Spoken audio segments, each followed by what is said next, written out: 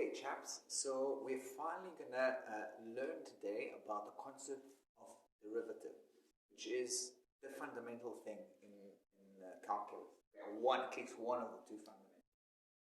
So our starting point is where we were last time, and we've got a curve, a function, and we're looking to find the gradient, or the average. We were calculating the average gradient between 2 points on the curve. And we call that x1, y1. Or we actually didn't, we said call it x1, f of x1, which is really a y coordinate. And here we had x2, f of x2. Now I want to just change it slightly, and instead of calling it x1 and x2, what we'll say, I'll call that one x, and the x2 will be x plus h. So in other words, I moved that little distance, in triangle, that's h. Okay? So here I have x, okay, that's the x coordinate, and here it's simply x plus h. Okay, I added an h to the x. Okay? Where h is whatever, we don't know what it is for now. Okay, so in that case, now I'm going to call this is going to be x and the f of x, the y coordinate of this. This is going to be x plus h, and instead of x2, that's going to be f of x plus h. Okay? Right? Now, already at the end of last lesson, okay, I said that the average gradient is great, but it's just an average. Okay? It doesn't show you the steepness at this specific point here. Okay? The steepness between these points is like that. Okay? But the steepness at this point is more like this, much smaller. So if I want to have a true idea of the steepness of the slope of the graph here, what do I have to do? We said we have to bring x of plus h closer together to x. In other words, what I need to do is make h smaller. Okay? So if instead I've got a point here, okay, just move it like that, now the average gradient is going to be closer to the true gradient.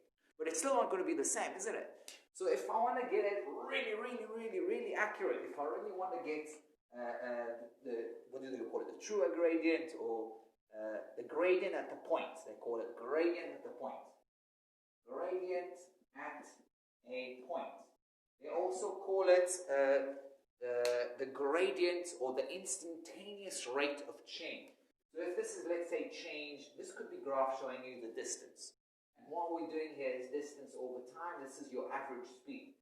But if I'm getting these 2 points closer and closer, it will come closer to not your average speed, but to your simultaneous speed. So the speed, the real speed at this point, okay? The simultaneous rate of change.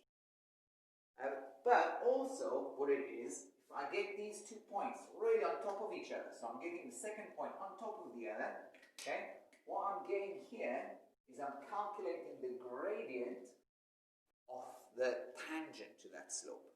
This is a really important point to understand. Okay? If I've got these 2 points basically on top of each other, I'm calculating the gradient of the tangent to the slope.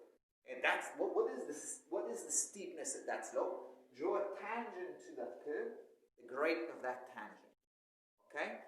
But like I said last time, there is a problem. Okay? Why is there a problem?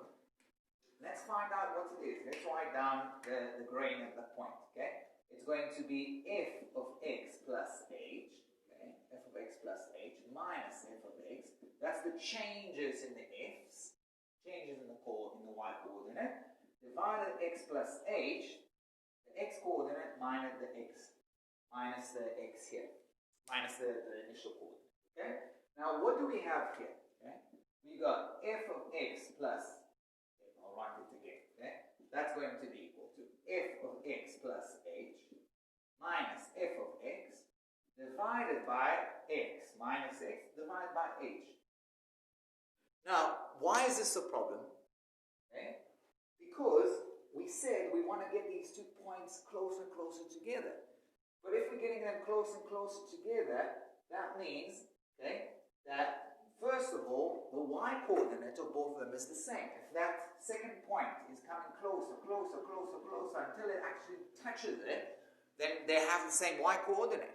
If they have the same y coordinate, f of x plus h and f of x is 0. Okay?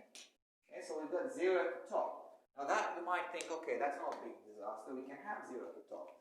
But if two coordinates that get closer and closer and closer, what does it tell you about h? H also becomes 0. Okay? So we've got a situation of 0 divided by 0. What do we do then? Okay? Now, luckily for us, we learned about limits. We learned about limits 2 lessons ago. Okay? So the gradient at the point, gradient at a point, which is also defined as the derivative of f of x at x. The derivative of f of x at x is simply the limit, it's simply the change, the difference in the y's divided by h in the limit where h approaches 0. Okay? So we basically finding what is f of x plus h, tiny, smallest thing there is, minus f of x divided by that difference h. Okay? And we take the limit where h is close to 0. Now, if you remember from last lesson, we looked at things where we do 0 divided by 0, right? We've done stuff like, I don't know, 1 over x squared divided by 2 over x squared, where x approaches 0, okay? Or things like that, okay? And we saw that sometimes 0 divided by 0 is actually 0.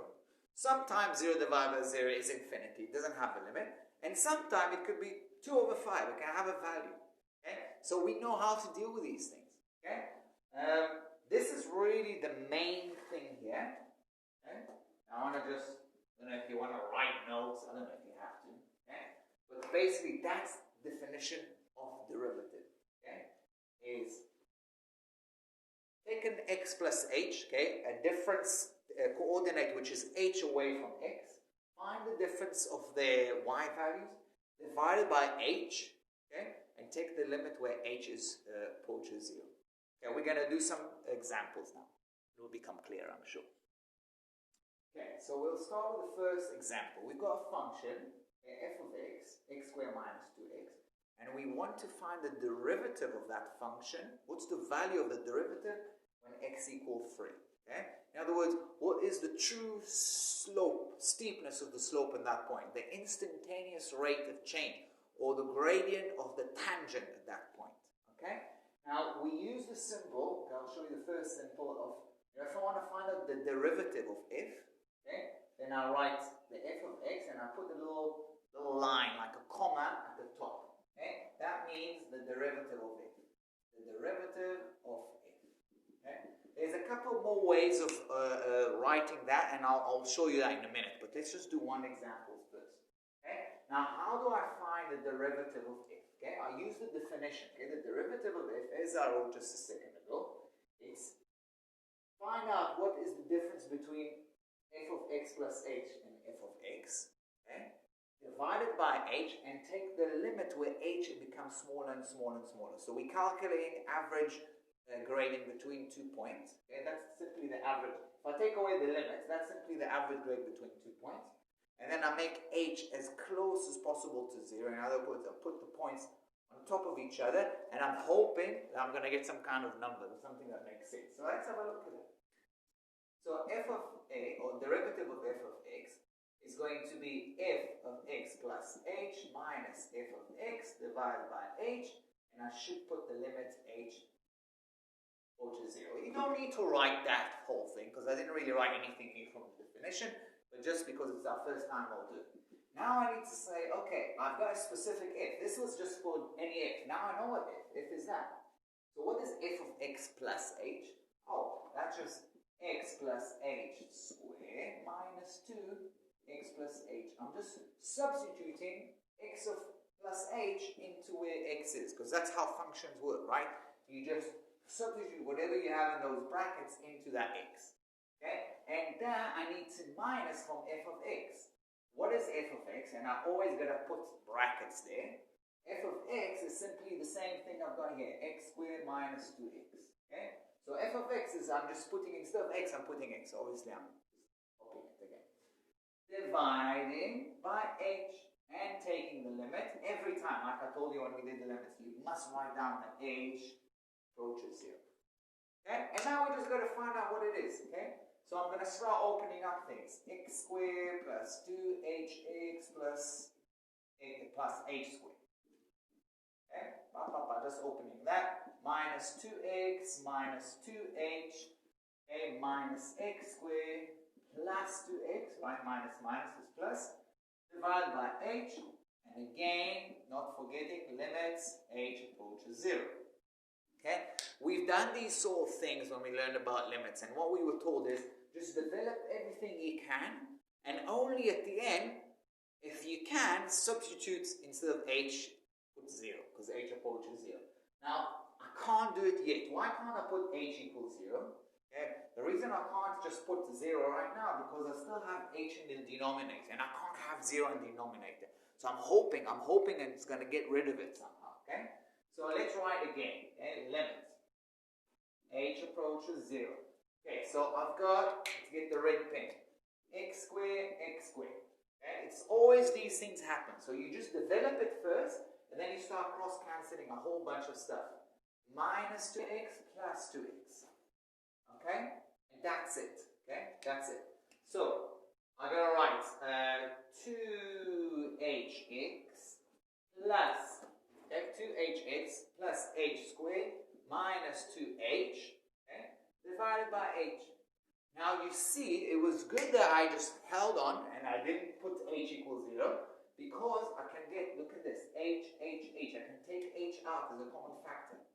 So limit h approaches 0. I'll take h outside. So I'm going to write 2x plus h minus 2. Right? I just took h out of each one of them. Dividing by h. What can I do now? Okay, for those who are patient and then just put h equals 0, we can cancel the h. Now, why is that so good? Because remember, h is approaches 0, it's close to 0, and now I'm not stuffed because I got rid of that 0 in the denominator. So now I'm going to do one more stage. I'm going to still write the limit, okay? And what I'm left with is 2x plus h minus 2. Now, when I'm out of the danger zone, I don't have any h's in the denominator that will make a 0 denominator. I can simply substitute instead of h equals 0. Okay? So everywhere there's h, I'll write 0. So I've got 2x plus 0. I don't need to write plus 0 because just leave it.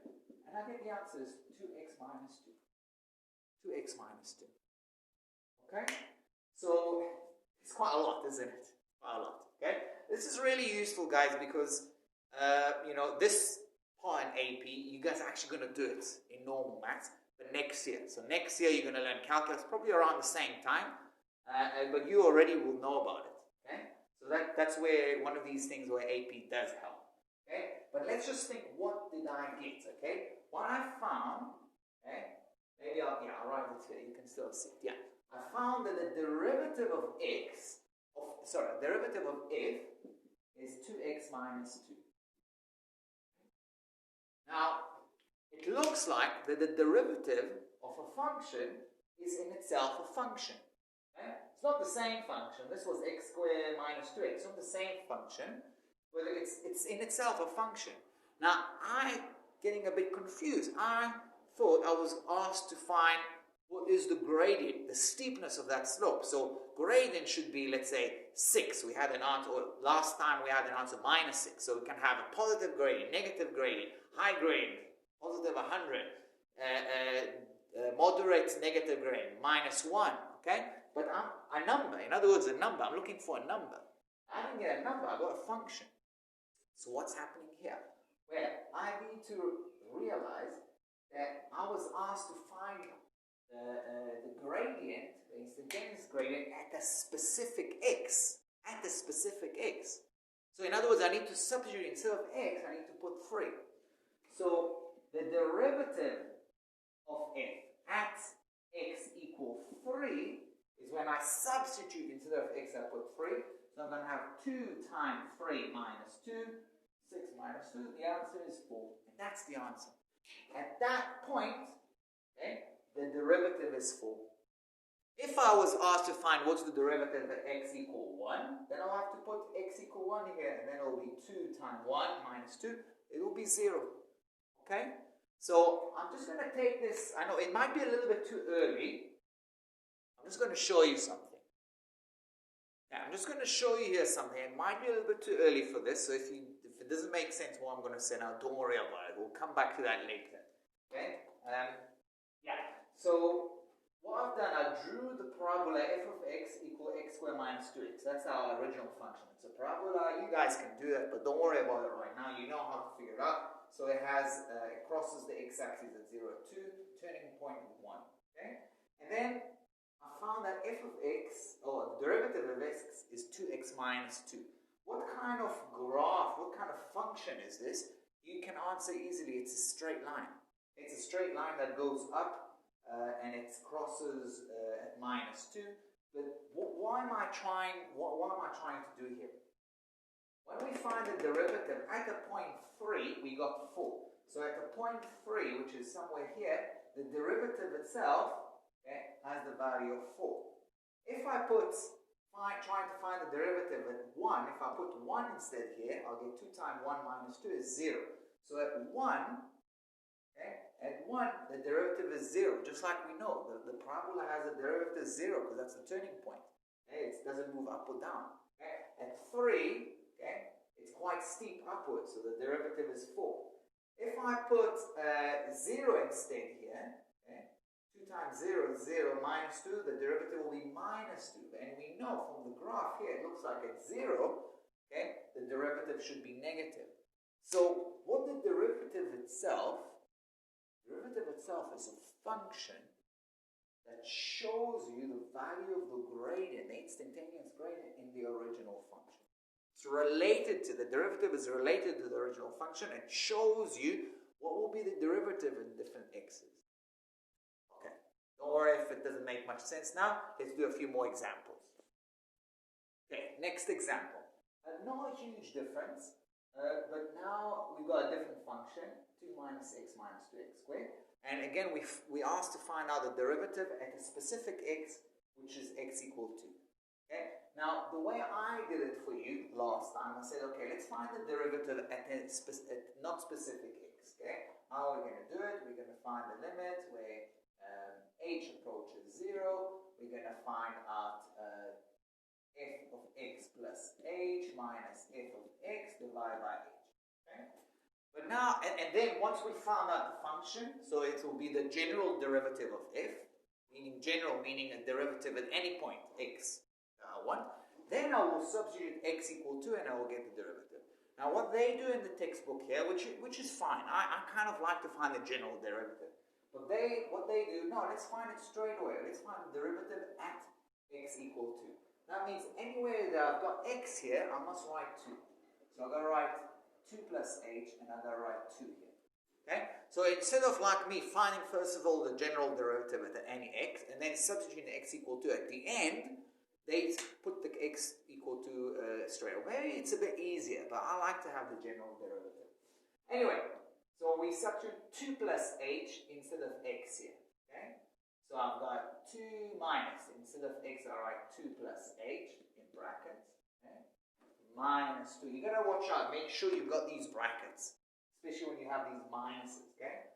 Minus 2 x squared. So I'm gonna write 2 plus h squared minus, now the same thing now, but just f of 2. So f of 2 is 2, you gotta again put brackets, 2 minus 2 minus 2 times 2 squared. Okay, so first we put 2 plus h, and then we put just 2.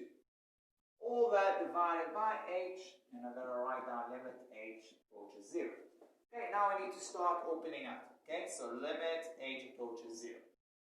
Okay, we're not going to substitute 0 right now because h is still in the denominator. Danger, danger, danger. We can't put 0. Okay, so 2 minus 2 minus h. Minus 2 times 2 squared is 4 plus 4h plus h squared. Okay? At this point, hopefully you guys can just use that formula easily without thinking too much. minus. Okay, let's try and figure out how much we get here. And we do that. 2 minus 2 is 0. Minus 2 times 2 squared is minus 8. So it's minus 8. Alright, minus 8. Let me just make sure I've got it right. Yeah, we got it right. Okay, minus 8. Divided by h.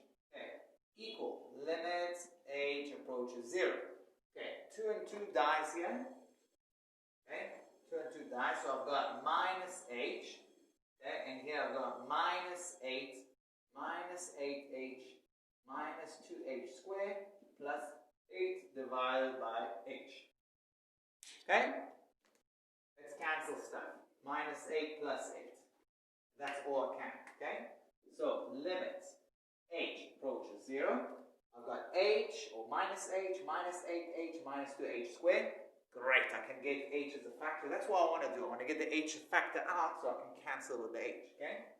So, I'm going to put, in fact, I'll put minus. Just put an h. Okay? H out. So I've got minus 1, minus 8. Could have just put them together, isn't it? That's a bit silly. Okay? Minus 1, minus 8, minus 2h, divided by h. Cross cancel. Okay? And now, if you don't mind, I'm just going to, instead of write again, limit h approaches 0, I'm going to now substitute h equals 0 because we don't have any h's in the denominator. So I've got minus 9, minus 2 times 0. Right? Minus 2 times 0 is 0. So the answer is minus 9. Okay? Did we get the same answers then? We did. Okay? So you can see how it's a little bit different. Okay? Instead of finding the general derivative of f, what is the function which is the derivative of f? And then substituting x equal 2, I substitute straight away. And that's why I only got a derivative. I didn't get a function. I've got a number. The derivative in a specific point is just a number. Okay, let's pause here. We'll do one more example. This is a long video. Okay, this video is a little bit too long. I'm going to pause here. I'll do one more video on this.